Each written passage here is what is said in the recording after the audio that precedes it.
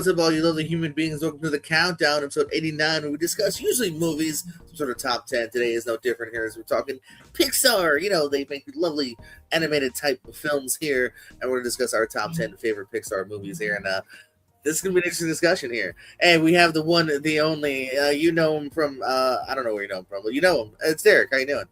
Hey, good. How are you? Doing just fine. Making his debut on technically on this channel, probably everyone's debut because I've never had you guys on the movie channel. Kyle, how you doing? I'm good. What's going on? Not much, just hanging out, talking Pixar. And while they play, what is it? Life is Strange. It's no avail. Life is no high on life. Okay, I'm not that gay. I'm not that gay. Whoa! I don't know the difference. That was a fun game. Yeah. Life is Strange is crazy. That's wow. Just out me, why don't you? I'm sorry, I just remembered some life game. The board game Life. That's the thing. So yeah, we're gonna discuss our top 10. We'll start, of course, one of our guests here, Derek. What's your number 10? Number 10, I got Coco. Number 10. Coco, number 10. Do you want to discuss it or say anything? Is it I can. I think there's a little bit of a theme here with my list, and I think I'm a little bit of a mark for some of the Pixar movies that I was not a child for. So I think that theme is kind of throughout my list a little bit. Coco just kind of being the first one there, but it slapped. I mean, had me highly emotional. So Coco, number 10. All right, Kyle, what you got?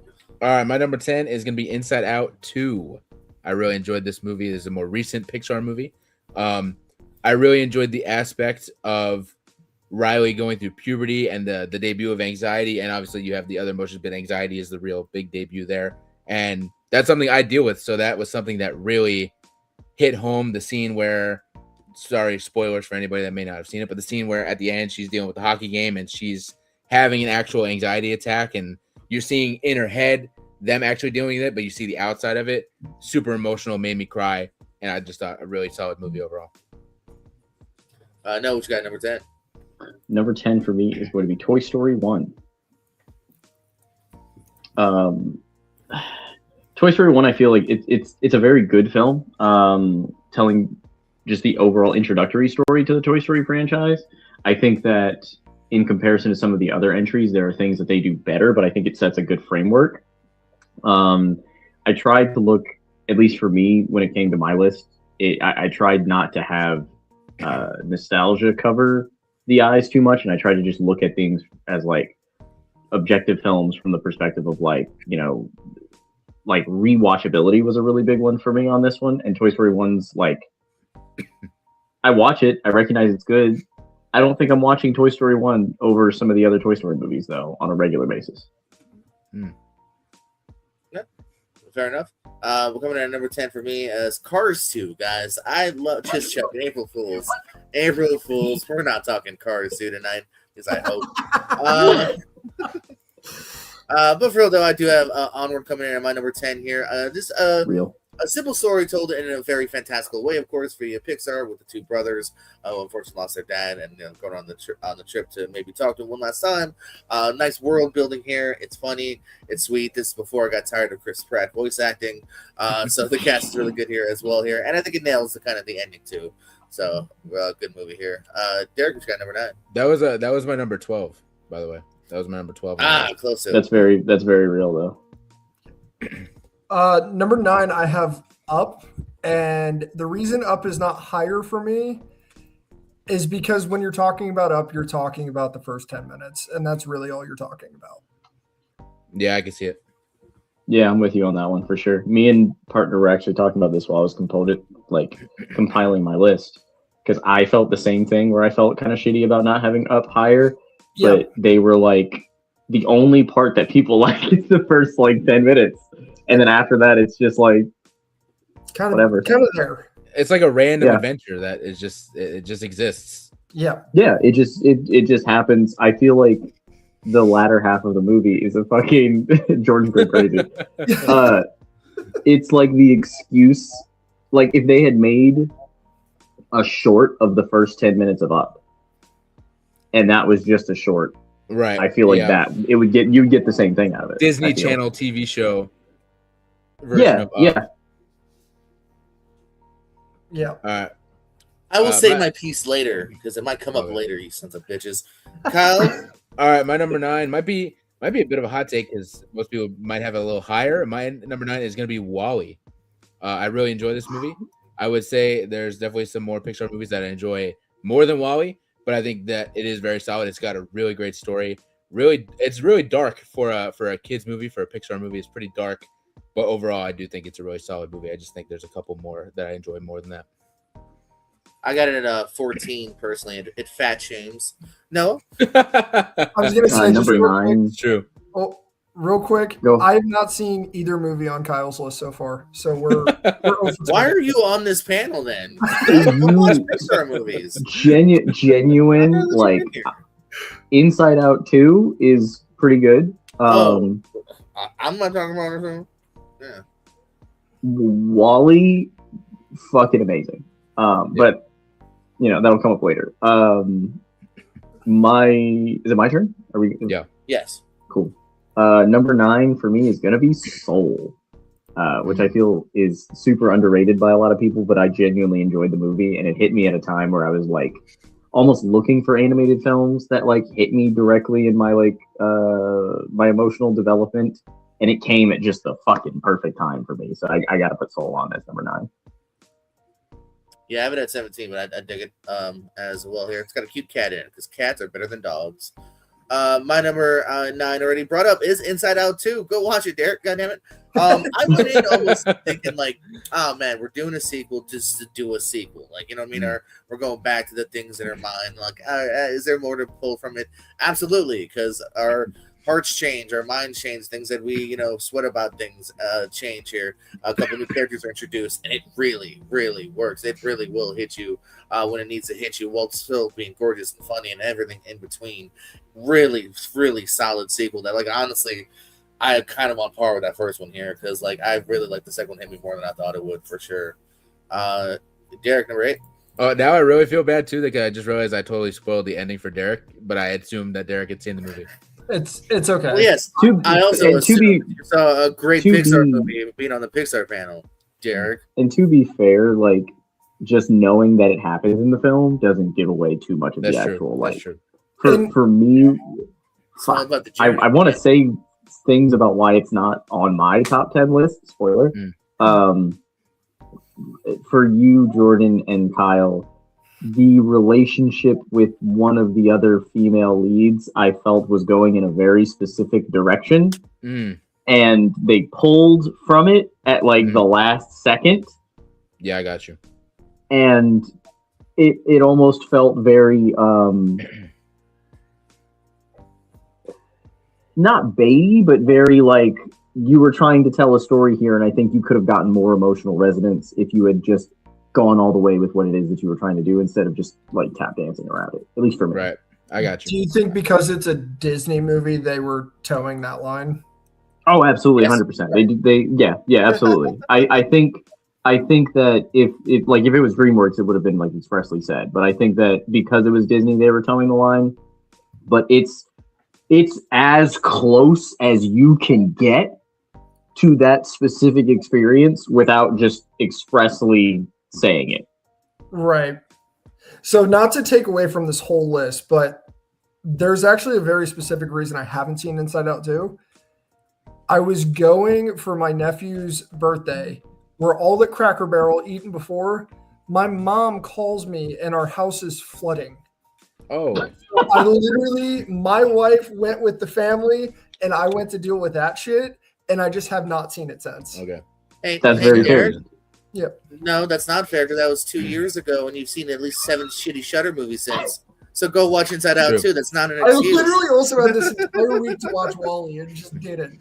So Right, that's what I'm saying. Like, no, like if this came out last week, I'd be like, oh, that's understandable. You've been busy the last week. This is 2 years ago. Go watch it. yeah, That's not an you're excuse. probably right. But I'll get us back on track here. So number 8, I have Toy Story. I think for a lot of the reasons Noah said. I don't think it's the best Toy Story movie.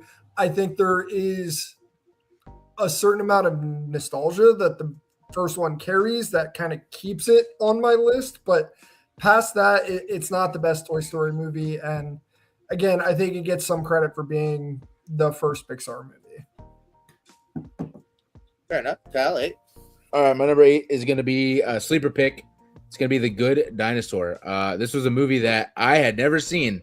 When it came out, I was like, nah, I'm good. Seems boring. Not going to watch it. About a year ago, I went through and watched every like Pixar and Disney animation movie that I had not seen, or at least had not seen in a long time. So I eventually, obviously, watched The Good Dinosaur. Completely blew me away. This is an insane movie. I thought it was an incredible movie. Another movie. I mean, all these Pixar movies tend to make everybody cry, but this was a movie that made me cry. And yeah, I just really, really enjoyed it. And I think it's definitely higher in my top 10 because of the fact that I slept on it so much, and it just completely knocked me the fuck out when I did watch it. Yeah, nice. Noah? My number 8 is going to be one that's probably going to get me some heat ski, but fuck it, just because of some of the other movies I'm leaving off. Number 8 is going to be Ratatouille. Fuck you, dude. I think I spelled it right. Sorry, I never spelled it right.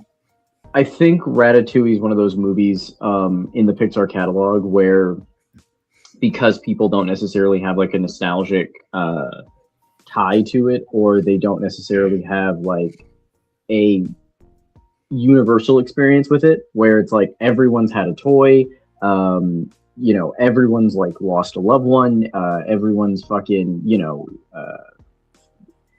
and everyone's like ingested superhero media to some extent. Wait, so you telling me you've never had a rat help you cook? But I think that like Ratatouille's story of breaking away from familial expectations, pursuing your own individual passions and like shit like that, I think that is a really good story, and the way in which it's told through the realm of like this rat trying to survive in a world that like expressly they shouldn't belong in is kind of good. And from like a rewatchability standpoint, I find myself coming back to this more than some of the other like maybe more like easily relatable or like more picked Pixar movies, just because it's like it's just fucking fun. He's a little rat guy and he's doing little rat guy things. And like even when it's like getting heavy, I can like turn my brain off and just still enjoy it. You know what I mean? Anybody can cook, man. Yeah. Literally anybody can cook. It's true. I was using the microwave today. It turned out great. My number 8 rather is Derek's number 10. Talk a little more about Coco. Again, just kind of like with almost every one of these. Again, just great world building here. Now we're going to a different section of the world and the undead, even if you will. Also, I'm not a big musical guy. Always, I'm very iffy. Like I think Wicked's just fine, and like that, it doesn't necessarily get me to the next level. But this I thought really worked again, maybe because of the heart that's really added here. And yeah, just really, again, another one that will hit you where it needs to hit you, and is again super gorgeous to look at, which is probably what we said for almost all of these. Derek, what you got at number 7? Number 7, I have Soul. Soul just, again, I think Noah kind of said it, like, hit me at a certain time in particular when I needed something like that. And again, I think we talk about passions and purpose, and some of those themes of Ratatouille, I think you see in Soul as well. So yeah, it's one I can always come back to. To be honest, the rewatchability on it is not super high for me, but when I do come back, it still hits. It's so emotional. I can't like watch that movie regularly. Cal? My number 7, I'm kind of locked in a little bit with no avail here. My number 7 is going to be Ratatouille. Yeah. Sorry, I'm so sorry. Sorry.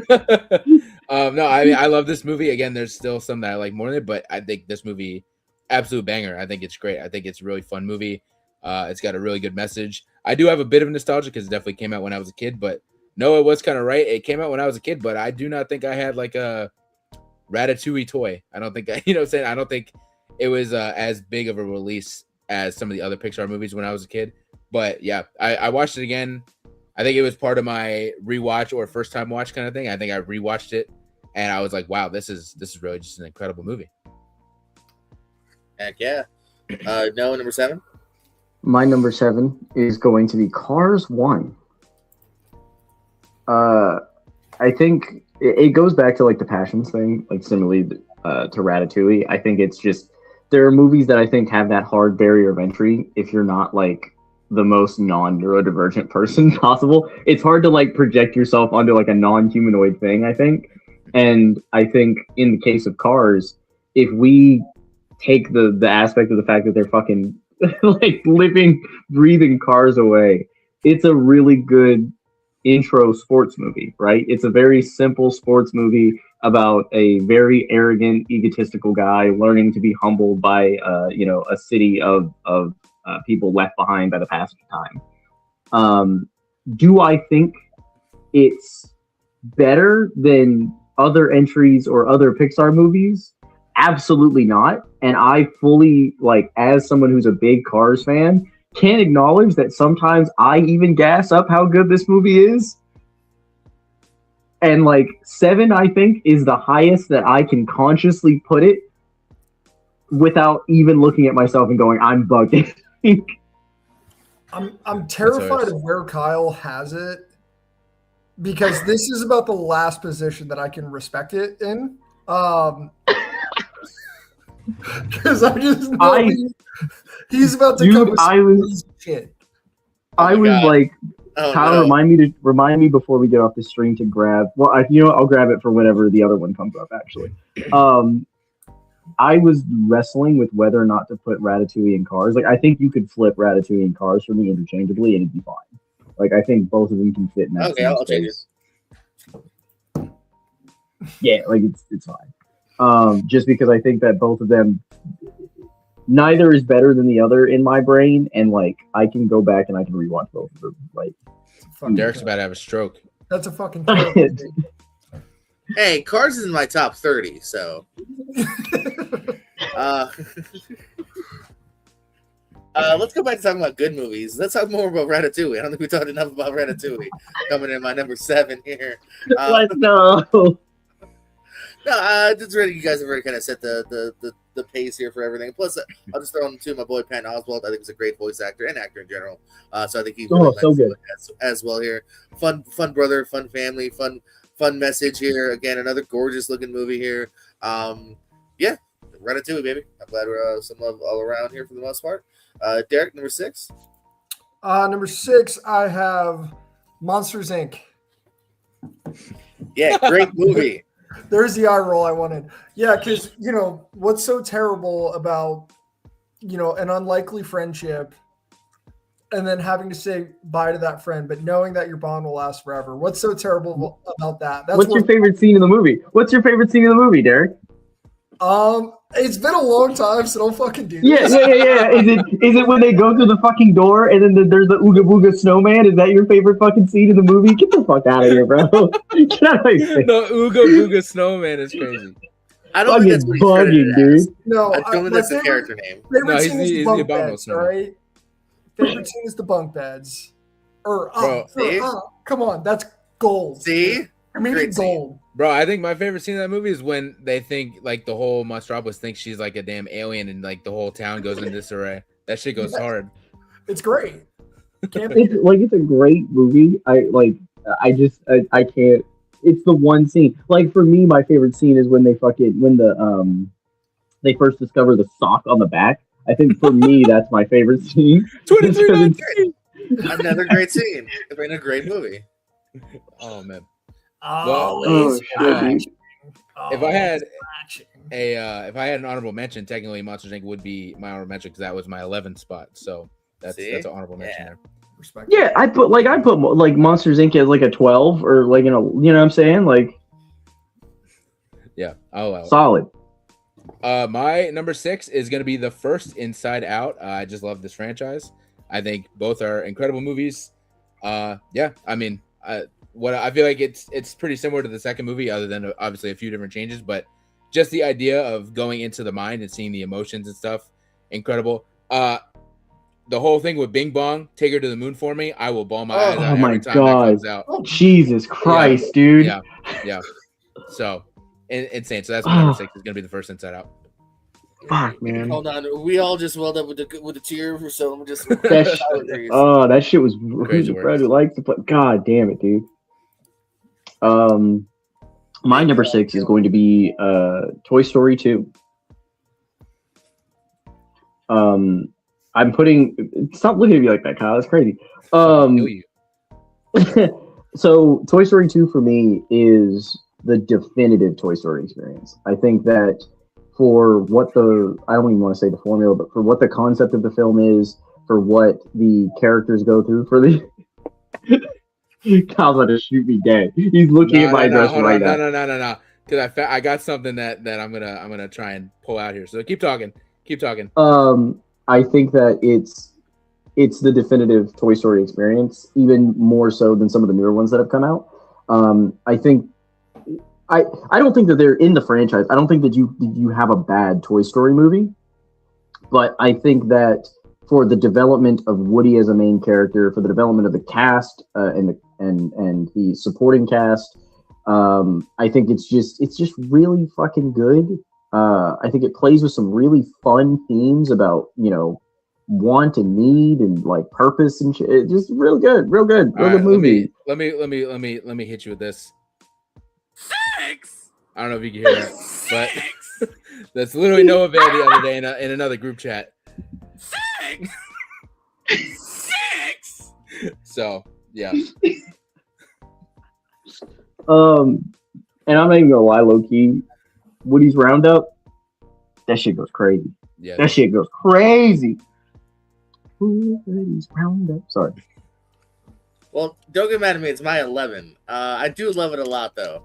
And I think part of it is because I also didn't want my list to be 3 Toy Stories.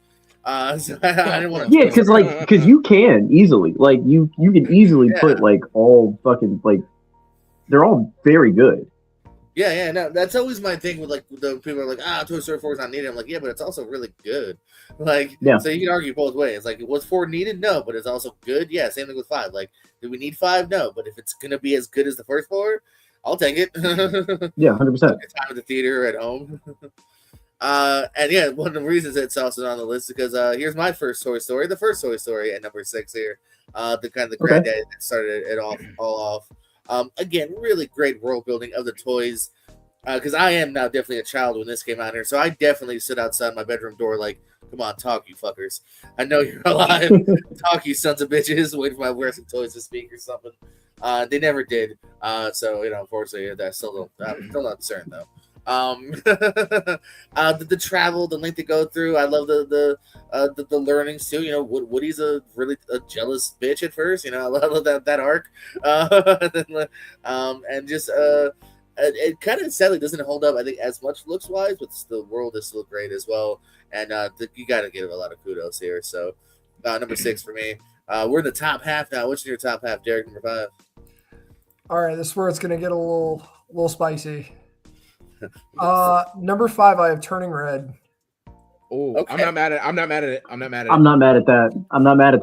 I think it shows how good Pixar is. I'm not mad either. It's lower, but it's a good movie. Yeah. I'm not mad at that. I think around this time they started listening to some different voices and kind of giving them a spotlight. And I think, again, talking to my wife about being a girl at this age, right? And like, I also love that a lot of people just thought that it was about fucking periods, and that's hilarious to me that like we didn't little girls go to the fucking movie theaters to watch it because it was about periods.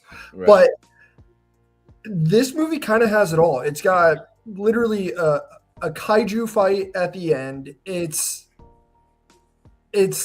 kind of again just a great movie. I really think it's a wholesome story. I don't think it gets enough love just because it's kind of Town. Come on now. What's that? Fort Town, bro. Fire.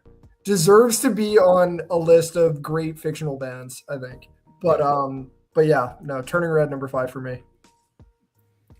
Yeah. My number 5 is gonna be Toy Story 3. This is real. This is definitely the most emotional Toy Story movie because this was really kind of clearly supposed to be the end until they decided to come back with some more. So yeah, same kind of like I said with Inside Out and Bing Bong. I will never not cry in the incinerator scene. And I will never not cry when Andy says goodbye. I'm clearly, you can see in my background, I'm clearly an action figure guy. I've been an action figure guy since I was a little kid. So Toy Story has always meant a lot to me. So yeah, the scene where Andy has to say goodbye is very, very emotional for me. But overall, just a very good movie. Fun movie introducing like Lotso and Ken to be with Barbie and stuff. Overall, yeah, just a really fun movie and really, really emotional movie. No, number 5.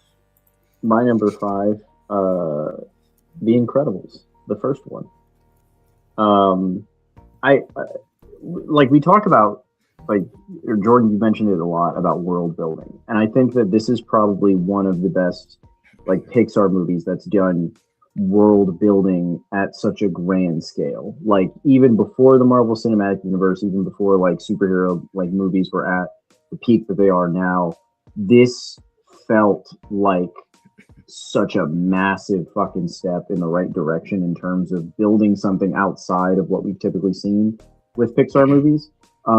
Going from like Toy Story 2, which is like this wholesome experience about toys and all that shit, to a middle-aged man grappling with his own fucking identity and having to a woman and her children almost get blown up in this film. Yeah. And they just let that ride.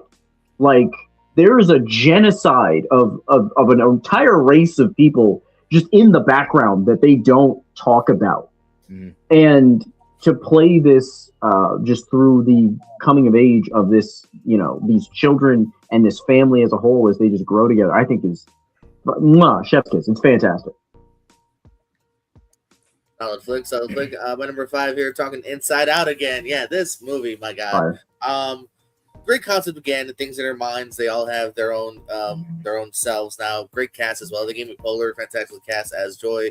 If you actually see her on like her own podcast, like she is just like a joyful, nice person. Loves like talking to people and everything. So she's perfect. Bill Hader, Lewis Black, and then yeah, man, Bing Bong. Like if you haven't for some reason seen this, you're weird. But if you haven't seen this, like Google Bing Bong, you'll be like, oh, that's kind of cute, I guess. But like, my God, does that get you and works? And shout out to Richard Conley also, the actor in that. Absolutely here.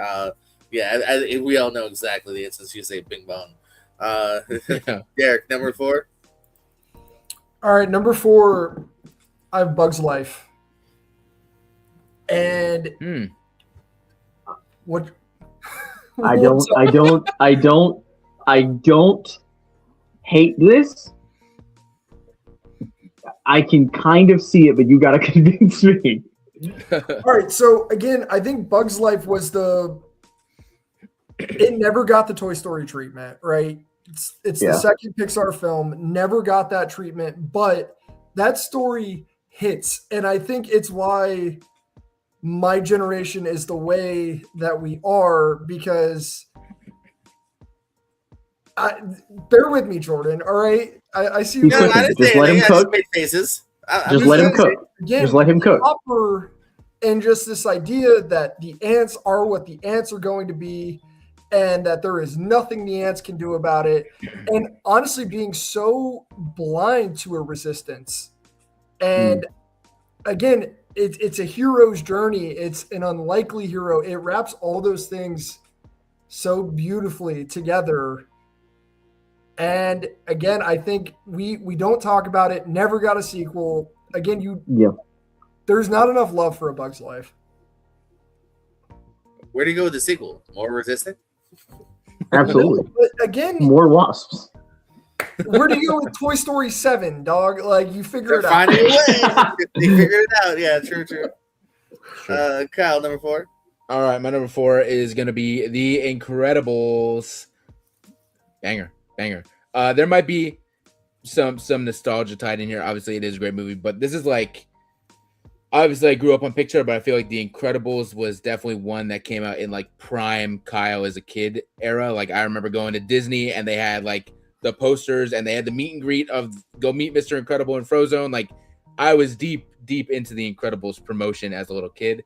So that definitely has something to do with it being high up here. But this is a banger. Like Noah said, the whole idea that there's like a genocide of all these superheroes going on. All these superheroes are so cool going missing. There's a whole I found this on TikTok. There's like a whole deep dive on TikTok community that talks about what happened to those superheroes and how they died and stuff which is really Have cool you- and really creepy.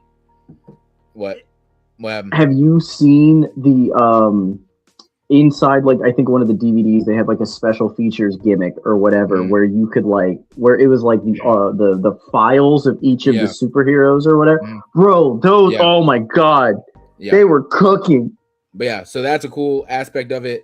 The whole plane thing, like you said, that's like almost really an emotional scene that she's screaming, "Stop, please stop." Like there are children on board. And then it cuts to Mr. Incredible watching and being like, what the hell? It's such a good movie. It's such a good movie. It's incredible. So that's it. No pun intended or pun intended. It's incredible. So that's my number 4. I know. My number 4 is going to be Finding Nemo. I will fully acknowledge is tainted with nostalgia for me. I saw Finding Nemo very young when I was a kid, and I just remember seeing the way that the ocean was animated, how clear and blue everything looked, the scenery, and I immediately fell in love with it just from an aesthetic standpoint. I think that for me, the 2 Pixar movies that I think have the best art direction, it has to be The Incredibles and it has to be Finding Nemo. The story of Marlin trying to find his son and going through the entire ocean, the scene where it's the game of telephone, where it goes from Marlin to the fucking seagull, then the seagull to the fucking fish, and it like trickles down until it finally gets to Nemo.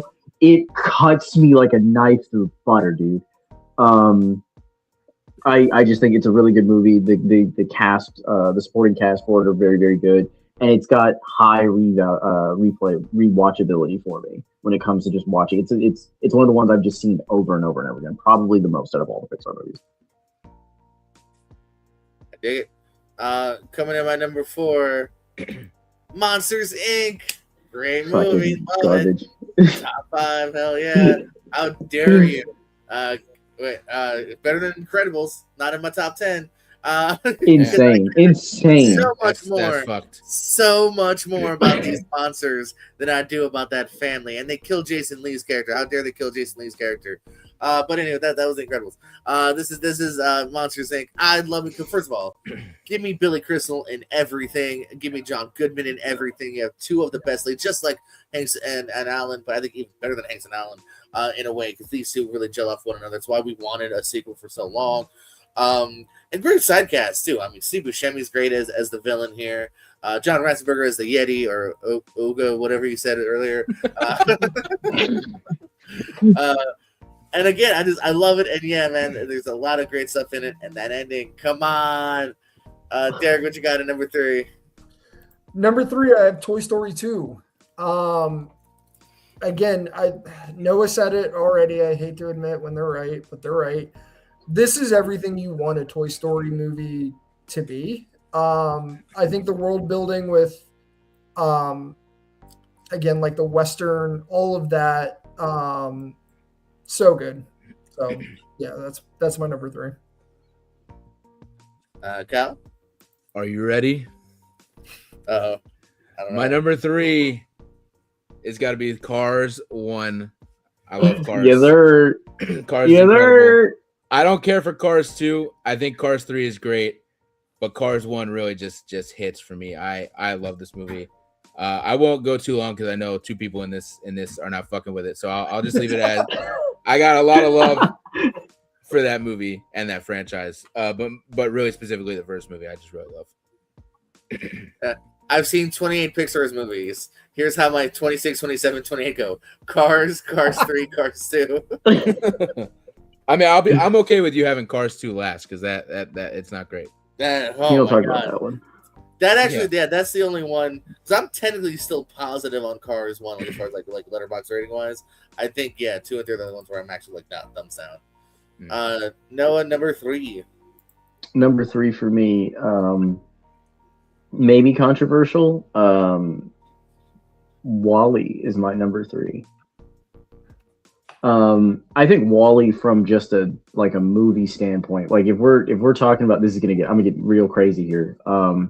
I think if we're talking about those like cinema type shit, WALL-E for me is like Pixar cinema. I think that it's something that is more than just an animated film. I think the fact that you have two lead characters that barely communicate with any like spoken language whatsoever, and you still are able to convey so much emotion just by body language, motion, and just beeps and boops is fucking crazy.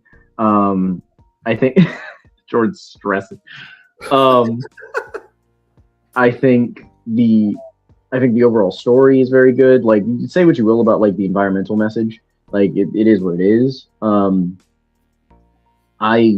It's not higher for me, mostly just because I don't feel like I can rewatch this movie. Like, this isn't something I can just like, I want to watch something on like a Saturday. I can't just pop Wall-E in and like turn my brain off and just chill with it.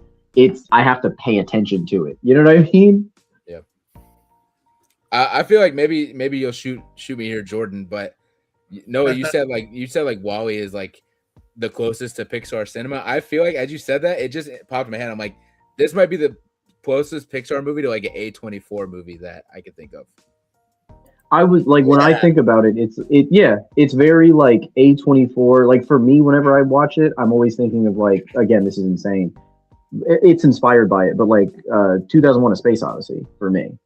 And like when you're sitting down and you're watching like that, stop making that face, Jordan. I'm literally just sitting here. I like the movie. I have it at 14. I do like it.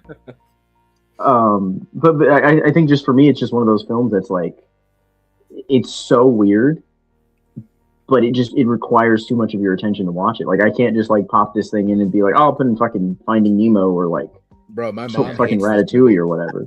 I think because it is so silent and so cinematic and like has a message that like, yeah, it isn't just like a let's have fun, for 2 hours, watch. My mom literally hates this movie. Which is not a bad thing. My mom hates this movie because I remember she took us to see it and was like, that was a kid's movie. That was like the most boring, dramatic kids movie I've ever seen in my life. Yeah, it's very different from everything else that's like every other Pixar film, I feel. And like, that's great, and it's great as a film, but just it beats my ass when I watch it, man. All right, my number 3. I've been saving up my energy for this because this is where I now have to go and defend Up. Up is easily high tier, and let me explain. Don't you shake your head. I will find you. First of all, do you want to say the first 10 minutes are the best 10 minutes? Sure. But that's like a 12 out of 10 first 10 minutes. Like, that is the most beautiful, well set up premise. It is, oh God, it's so wonderfully done. And here's the thing. People do, and then everything else is whatever. That's not true. The dog, Doug, is extremely funny, and so a lot of plushies. He's a lot of fun. The bird's a lot of fun. The journey between him and the kid is a lot of fun. It's a good villain in Christopher Plummer.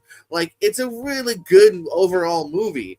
Does it peak early? Sure, but like, God forbid it has like one of the best openings of all time. Yeah, it's gonna be hard to surpass that.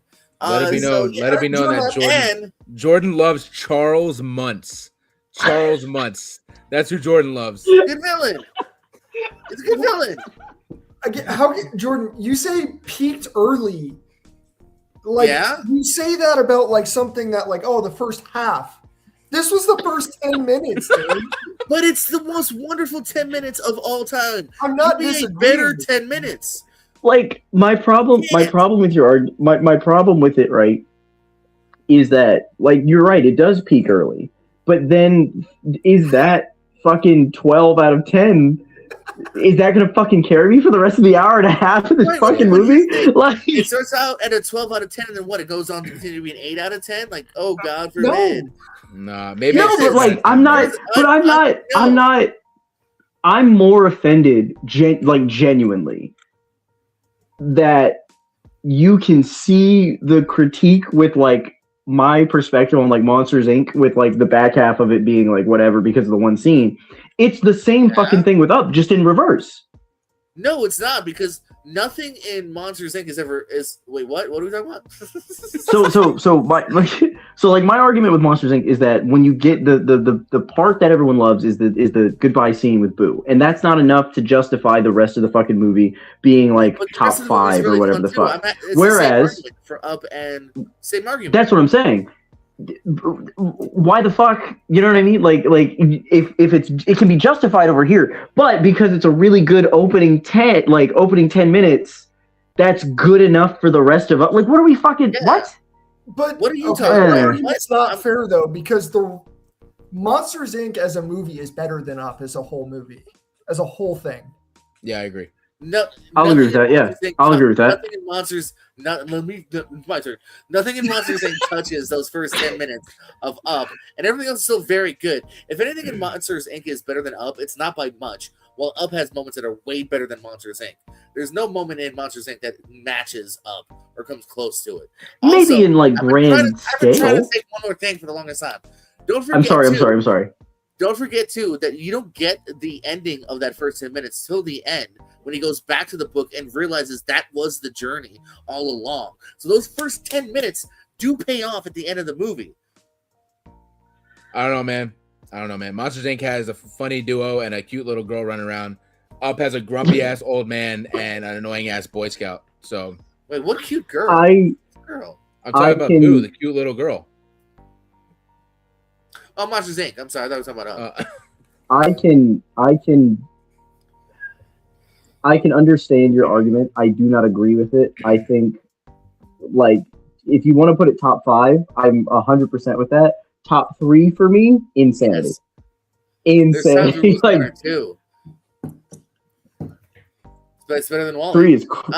3 is on crack. No, it is a beautiful movie here. This journey between those two. That's why there was also segues with more of the kid and more of the old man. There's sub stories of the old man. Like, no, those were the support. It's fine. Charles it's fine.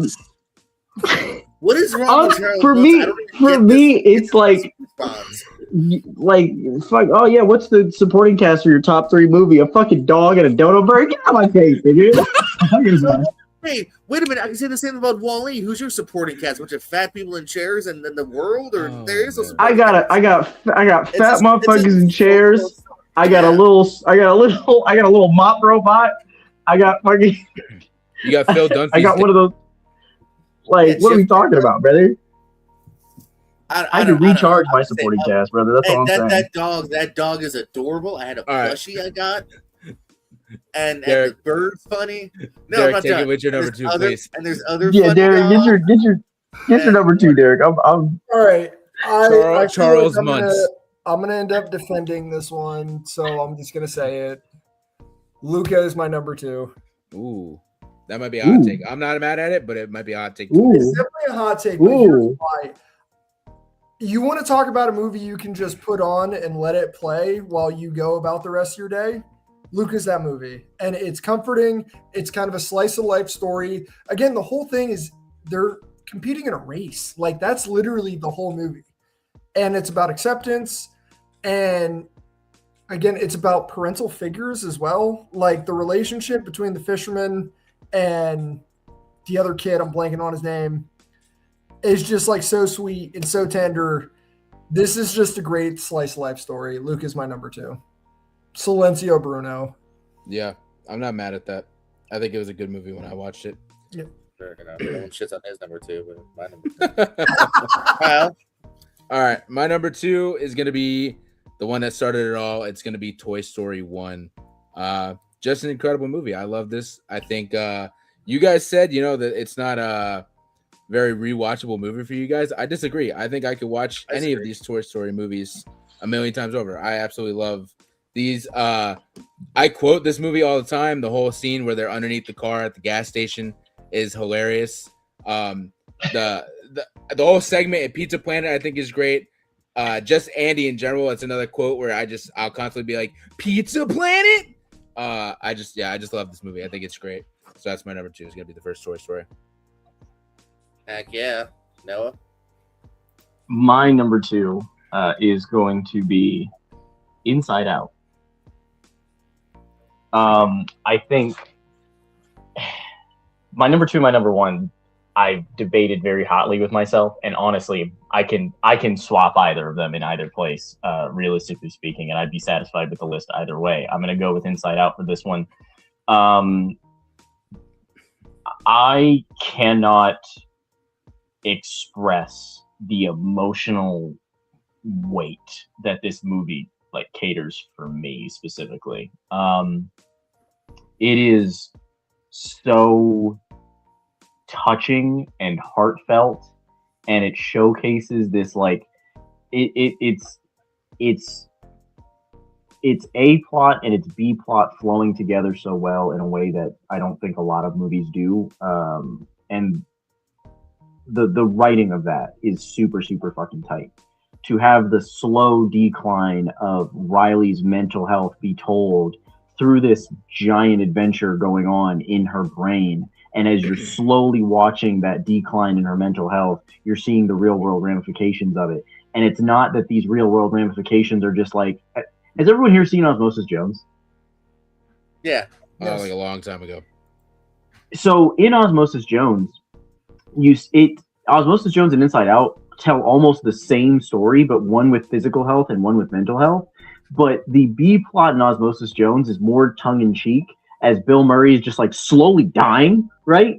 And it's almost kind of just like, well, you know, whatever. Bill Murray's just doing funny bits and dying. Whereas for Riley, it punches so much harder for me.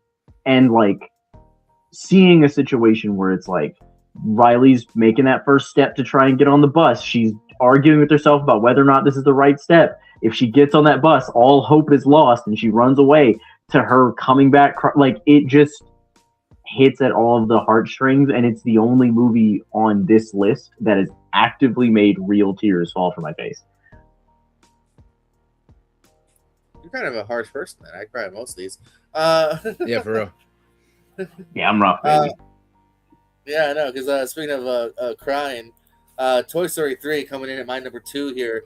I think it is the best Toy Story here. I think it's the most complete in everything you want here. You have your main cast that we've already had for the last couple of films. You have some really fun new additions, whether it's Ken and Michael Keane, or it's some of the other classmates, other class toys as well. A great villain who also has a great backstory in Lotso. Like, that backstory totally works here. I think it might be the funniest too. I feel like laughs per minute, kind of thing of the entire bunch too. Like, they're throwing a lot of like fun stuff at you.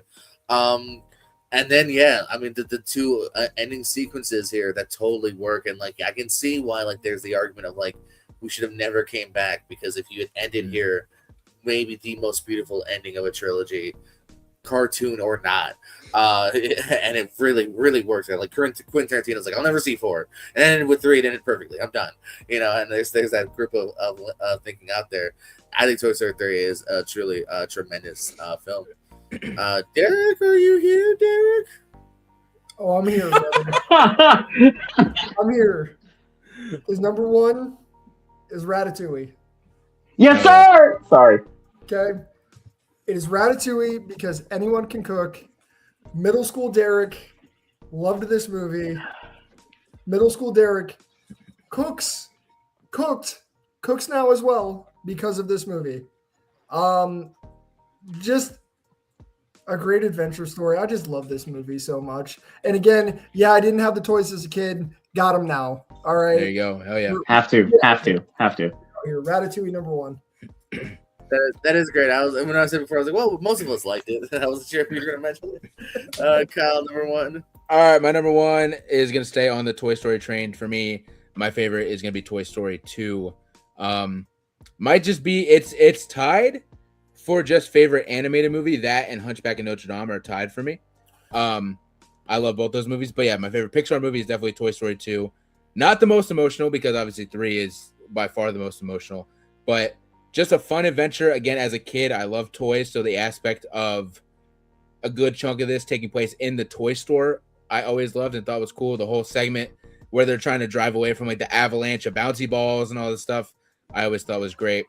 A good villain, I think, with like the whole Prospector Pete thing going on, I think is a really cool idea. I'm also a Star Wars guy, so the cool little Zurg is your father kind of thing I always loved too as a kid. I thought that was great. So yeah, overall, just super solid movie. Definitely one of my favorite animated movies. Yeah, that's my number 1. Heck yeah. Noah? I think Noah went to go find there you go. Fire. Number Wax one it. is the only Wax movie it. it could have ever been, baby. Life do be a highway. Life do be a goddamn highway. Number one for me is Cars 3. Which I think for a lot of people is like a, what the fuck is wrong with you? I think Cars 1 and 3 for me personally are arguably the best sports movies that have ever been made, period.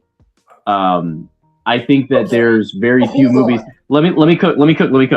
I think that going from 1 to 3 Cook hard, tells the baby. story of Cook hard. just listen. Let me cook. I think going from 1 to 3 tells the story of an athlete's time in whatever their chosen sport very, very well, and better than a lot of other movies have done in a very succinct and bittersweet way. It not only shows Lightning at the start of his career as the arrogant, cocky rookie that's on top of everything, and then yada yada yada bullshit, finds family, learns to fucking race on dirt tracks and shit. But by the time you get to the third film, he's on top. The new generation's coming in, and there's not many movies that tell the story of what do you do when you're an athlete who's at the top of your profession, and the new generation's coming in, and you're not Michael Jordan. What do you do when you're not going to always be on top? And how do you rationalize that as not just an athlete, but as a human being whose purpose for most of your life was this sport? And for all of us who were in our chosen sport outside of this, that's something that I think is on the forefront of our mind of what happens when I have to finally stop doing this thing? And the addition of Cruz, the writing off of his surrogate father figure in Doc Hudson as just mysteriously disappearing, and him having to go and meet with the other bootleggers that Doc was friends with and have to have that conversation of Doc didn't have a purpose until he met you, inspiring Lightning to then have his own mentor, or I'm sorry, have his own mentee, and figure out that, oh, well, maybe that's good enough for me. Maybe this is the next step in my career type shit, right? And I think for me, that just hits super hard. And I think that there's not many sports movies that tell that aspect of the story. It's always, I got one good hurrah in, and then I died, or I got one good hurrah in, and then fade to black. We don't talk about what happened afterwards. Or you're the Undertaker. It hits all those notes. Plus, from a cinematography angle, the crash with Lightning McQueen. Oh my God, we just watched him. Oh my, Tears. that's traumatic. Tears. What? Yeah. But yeah, that's my number one. Cars 3 fucks. I'm with it. All right, April Fools. What's your number one, Noah? We can argue about this, Jordan. Dodo Bird, brother. You're gonna fight me about Up? That's a funny dodo bird, and you're gonna fight. Hey, my number one though, we can agree on that it's good, is Finding Nemo. I think this is another just very complete movie. I also think it's rewatchable. The journey they go on, the opening setup. Albert Brooks is great as the dad who just wants to look after his last remaining kid here, wants a little bit of freedom here. The journey, the fish tank gang, William Dafoe, the climax, Ellen DeGeneres, so I heard it's kind of a piece of shit in real life, but is really great in this. That's why she got her own spin-off here. Yeah, I think Finding Nemo, funny, heartfelt, looks great. Very just another complete film. Just a great movie, let alone animated, anything you want to say. Just a great movie in general. Any other debates we have if we need before we get off? Should we maybe go through everybody's top 10 and see who's just cooked? Yeah. This is we got Derek. We got Coco, Up, Toy Story, Soul, Monsters Inc., Turning Red, A Bug's Life, Toy Story 2, Luca, and Ratatouille. The only one that I would say is crazy to me is kind of Bug's Life. And I grew up with Bug's Life, but I just feel like maybe it's kind of forgotten. It's in 20, so I do like it, and hey,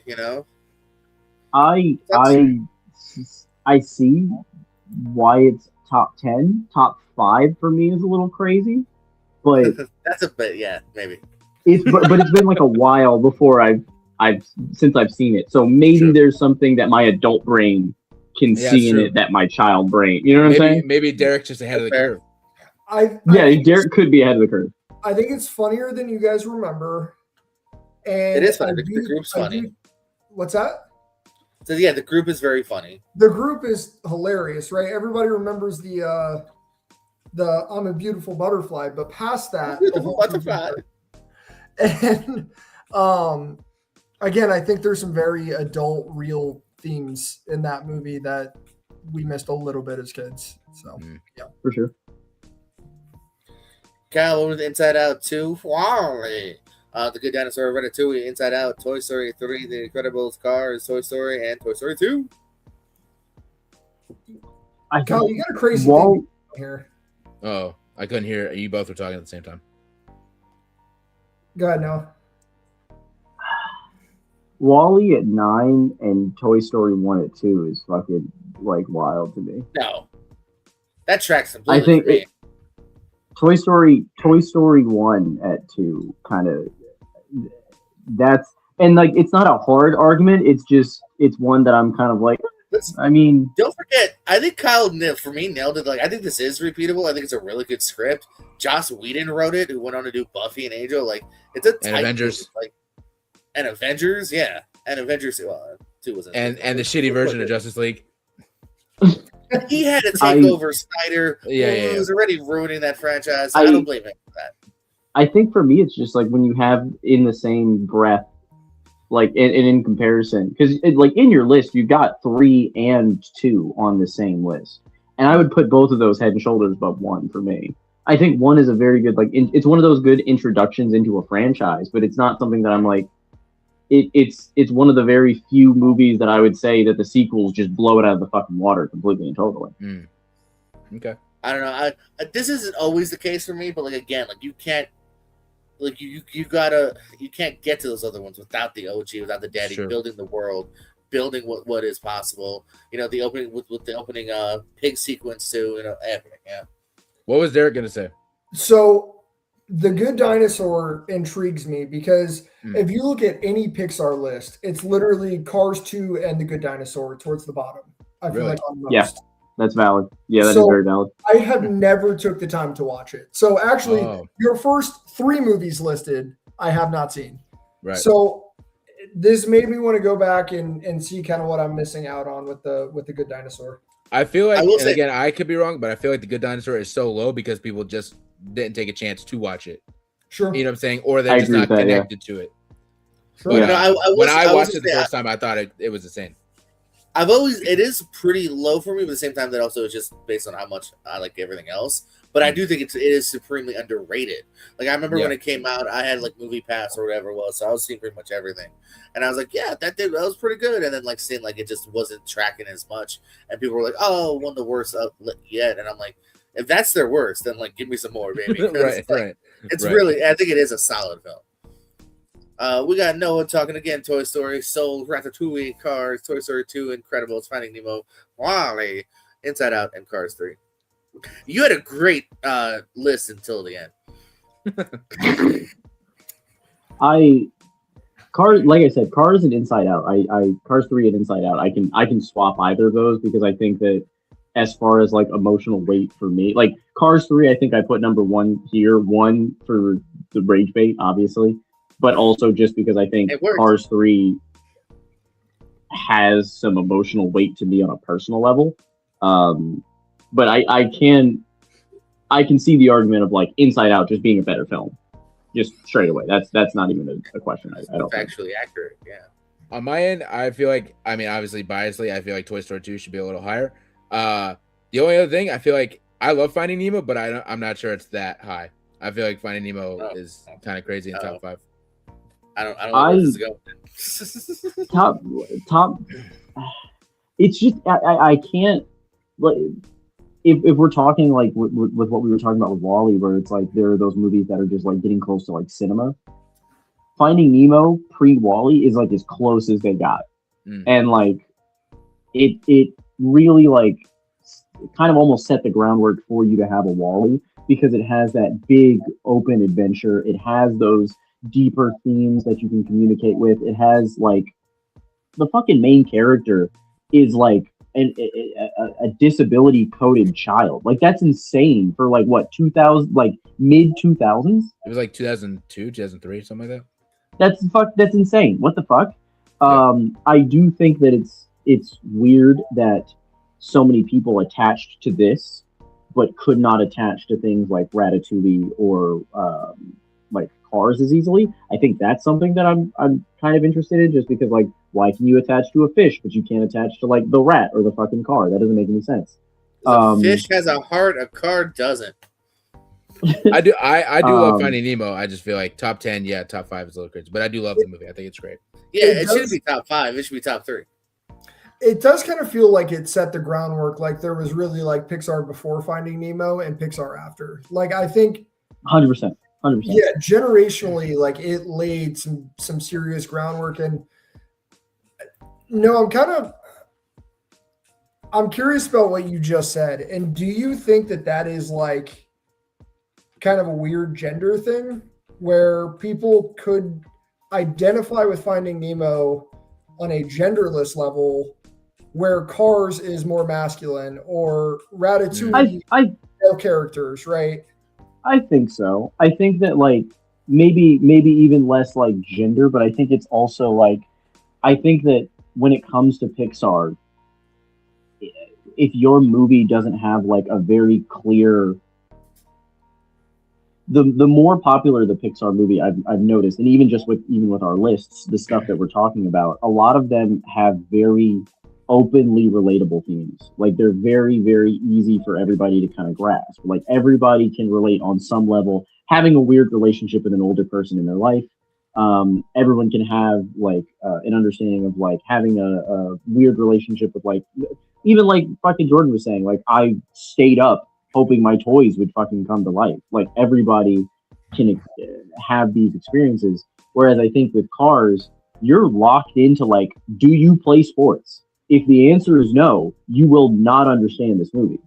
And with Ratatouille, it's, do you have a weird thing that your parents don't like about you, or do you like cooking? If the answer is no, you're not going to understand it. Even like Good Dinosaur. I hate sports. Is that why I don't like Cars? Yeah, probably. It could be. You like genuinely, because it is, because Cars is a fucking sports movie. Like, but I like it's just a sports movie. I like sports movies. What? And like fucking Owen Wilson's a dickhead. Like it's and like I think that if it's because like Finding Dory is a perfect example. Finding Dory didn't work as Finding Nemo did because it's like help me recover my amnesiac fucking memory as opposed to I'm looking for my son, right? And I think it's easier for people to grasp onto those like easily relatable themes. I like the idea of you have to be like a 70-year-old with amnesia or dementia to actually like Finding Dory. Yeah, bro, like, I don't remember movie tracks. But I feel, but like, maybe I'm wrong about that. But I feel like there's just themes that everybody can get with some of the more popular Pixar movies, and I think that's part of what fucked The Good Dinosaur, because nobody knew what the movie was about. Fair. A very good dinosaur. Yeah, like my boy Arlo, man. Just like it's like cool. It's about. I didn't know that there was the fucking main character. They poorly advertised that movie. I knew nothing about Good Dinosaur. I was just like, cool. There's a dinosaur. And he's good, I guess. That definitely also probably hindered why it wasn't so good at the box office, because I don't remember it being a huge like promotional thing. For me, we got Onward, Inside Out 2, Coco, Ratatouille, Toy Story, Inside Out, Monsters Inc., Up, Toy Story 3, and Finding Nemo. A perfect list. I'm glad we all agree. No. I mean, obviously, I think maybe Finding Nemo comes down a little bit. First of all, I'm going to throw this out there real quick for Finding Nemo. Oscar nominated for screenplay. That doesn't happen. It's a really great movie. Yeah. No, that doesn't. I only thing I will argue with this film, with your list, I'm sorry. Obviously, the Up and the Monster Inc. stuff aside, no Toy Story 2. Yeah, I was just about to say there's no Toy Story. Partly that was, because like I said, I believe it, what did I say? Was that my 11? Was that right on my cusp? Is because I also I personally didn't want 3 Toy Stories in there, and 1 I connect with more, and then 3 I think it's overall a better movie on almost every level. It really could be, should be, maybe even in there. So take that with how you will. Like maybe if I wasn't being so picky and I was just letterboxing this, that probably would be 10 or 9. But I also didn't want this list to be. I wanted to talk Onward. I wanted to talk, I do fuck with the fact that Onward is in there. Like honestly, that's my I'd probably at the end of the day might go Toy Story 2 over Onward. But I was like, I'm gonna talk 2 other Toy Stories. Let me talk some Onward real quick. And I'm kind of glad I did that too, because I was the only one that got to bring it up. So that was because that's kind of my defending of Toy Story 2. Because again, no qualms of it being high on anyone's list. Great movie, great series. Like even 4 is like really watchable. No one had it because it probably is easily the least of the 4, but still really. Yeah. Yeah, I mean, I watched it once, but I wouldn't be mad watching it again. Right. Yeah. It's 4 is like out of all of them, 4 is the only one that I haven't seen. No, I mean, and again, if you're not like totally crazy about like 3 should end at 3, watch 4. It'll be a good time. I also think that 5 is this all says something about how different our lists all are, and I would love to know how many different movies total we have here, right? Because there's some overlap, but I think we've got a lot of the catalog covered here. Oh, yeah. I will say things that were not brought up, by the way. Just looking at Elemental, Incredibles 2, Finding Dory, Monsters University, Brave, Lightyear, and then Cars 2. I would think is the only thing. Oh, and then the newer ones. I didn't think about the newer ones. Elio and Hoppers is not here too. Hopper, I wanted to see before we did this, but it couldn't line up. Yeah, I haven't seen it either. As far as the others, I do think it does say something that we didn't have a lot of the newer sequels on here for sure. I think that, especially Incredibles 2, because I thought about Incredibles 2, but I was like, it's just worse. Like, it's not bad, but it's just not. Incredibles 1 just hits different. Yeah. Well, I think the success. Yeah, Incredibles 2 is okay. Like, it's fun, but it's not anything crazy. Agreed. I think the success of, again, the Lucas, the Turning Reds, right? Like, I don't think we have to keep going back to that well. Obviously, it works with Toy Story, right? I don't think any of us are arguing that. But a lot of the new stories, again, I think going to more minority voices and things like that, like, has proved very well, and I think has diversified that catalog so much. That's what you got to do is find different voices. Absolutely. Find different worlds and 100%. ways in. I don't think you get an Inside Out 2 like 20 years ago. Like it objectively would not happen. Yeah. They would never tell a queer leaning story like that in any context whatsoever. They just wouldn't be allowed to touch it. But I worry that some of the newer Pixar movies might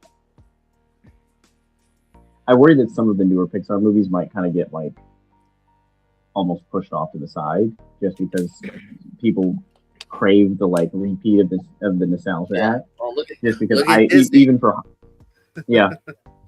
like I want a live action. We needed that. And it's like that's what I'm saying. Like it's just I worry that that's going to trickle down to get to Pixar eventually. But I'm happy that the Disney animation front is fine-ish for the most part. Zootopia 2 filled me with a lot of fucking safety and security. But I did want to say, if you guys liked Coco, I don't know if you've ever seen a movie called The Book of Life. Highly fucking recommend it. It's made by the dude who I don't know if any of you have ever seen El Tigre, but it's made by the same guy who animated El Tigre. He does like a lot of like Mexican American art and stuff. It's got like an almost like stop motion kind of look to it. Coco and It came out around the same time and deal with the same themes. If you like Coco, you will like The Book of Life. I say we say fuck it. We all just go watch The Prince of Egypt. That's just my thoughts. Hey man, speaking of all right. If we have time, I did want to confront Kyle about something. Oh, go on. Favorite animated movie, Hunchback of Notre Dame. Yeah. Okay, yeah. 100%. Out of all of the out of all the Disney movies, I'm not saying it's a bad choice. I just want to hear your justification. Oh, I always just felt like Quasimodo as a little kid. Like legitimately, I know that sounds like crazy. I legitimately always felt like an outsider, and so I always just related to Quasimodo. And like legitimately, I can't tell you how much I've related to Quasimodo in my life, as from literally being a little kid. I think the music is incredible. I think as an adult, it's really dark for a kid's film, and I enjoy that as an adult. It's something that I can watch and really invest in, and it doesn't seem goofy or cheesy or, you know what I'm saying? It has comedy bits, but it's not like ridiculously trying to be funny. It's just like such a solid movie. The music is great, and yeah, I just legitimately always connected with Quasimodo. Like probably connected with Quasimodo more than I've ever connected with another character in anything in my life. That's fast. I wanted to ask because I think you're the first person I've talked to that's ever said that The Hunchback of Notre Dame specifically is their favorite. Bro, I literally have film. Literally a Quasimodo plushie right there. That's so fire. That's so fucking cool. It's highly underrated by a lot of people. Bells of Notre Dame is one of the best Disney songs that's ever been written. Period. I've Just even straight seen up. I've went and seen it on the stage. Like I've seen the stage production of it. I am just Oh my fully into The Hunchback of Notre Dame. That's so fucking cool. I watched it in the last year, and it was one of those literally thought I was putting it on in the background, had watched it as a kid. Bro. Yeah, you Sat can't. down and watched the whole damn thing, Yeah. just sucked in. It's great. Yeah. It's been 25 to 30 years. I haven't seen it since I was a kid. Yeah. No, you gotta rewatch it. Give it a watch. I'd highly recommend it. It's very good. Out of that beautiful. like Disney Renaissance era, I know a lot of people they we like to suck off fucking Tarzan and Lion King and stuff. The fact that these motherfuckers made Hunchback of Notre Dame, wonderful, bro. It is. It's fantastic. But I mean, Hunchback, I can go for 10 hours about Hunchback, but just the idea in Bells of Notre Dame when the priest says to Frollo that you can hide what you've done from all your little minions, but what you've done, you did it in front of the eyes of Notre Dame, and it cuts to the statues with the piercing eyes. It's so good. Goosebumps every time. Every time. It's fucking insane. Oh my god, when he's singing about his immortal soul, it's like who is the monster and who is the man? Bro, come on. Incredible. I know what Jordan's doing tonight. That's a fact. Bro, Jordan, you have to watch good, it. Bro. Incredible. You want to talk about fucking after this? It's I'll bump it up that watch list. Yeah, man, you want to talk about fucking 12 out of 10 fucking opening minutes, brother? Oh my god. And up. All the characters in Hunchback are also great. They're all fun characters and just whatnot. It's just incredible. No, not so much. Yeah. No one's Doug. Or what was the bad guy's name? Howard? I forgot his name already. So you don't even know. I'm bad with character. First of all, if you watch this channel, I play trivia a lot. I'm bad with character names, so that is not a sign of whether or not I like a movie. Crazy work. We'll do some plugs and parting words. Derek, plugs, parting words. Plugs. Catch all my movie hot takes on Instagram. And just general shit about my life. And not on Real Pro Wrestling because Jordan doesn't book me anymore. That's it for me. That's awkward. We'll talk off air. Kyle, plugs, parting words. Yes, sir. You can find me at OTS Bridger on basically everything. I just do whatever I want. But also, you can check me out on the Cousins of the Cosmos podcast and OTS News podcast every week on the OTS Project YouTube channel. Heck yeah. No, plugs, parting words. The floor is yours. If you are interested in anything related to me yelling about professional wrestling or other pop culture things, you can find me on Twitter at NoahXVale. You can find me on Instagram at NoahVale97. And you will be able to find me doing various dumb shits on both of those social media platforms. Maybe I'll be doing a movie thing soon on my Instagram. Who knows? We'll see after I go see They Will Kill You if I decide to do the dumb bit that I plan on doing. Heck yeah. Let us know about that. So yeah, follow all these lovely people. Derek, Kyle, Noah, stay tuned here. Always shenanigans happening on this channel. And hey, we love you more than you'll ever know.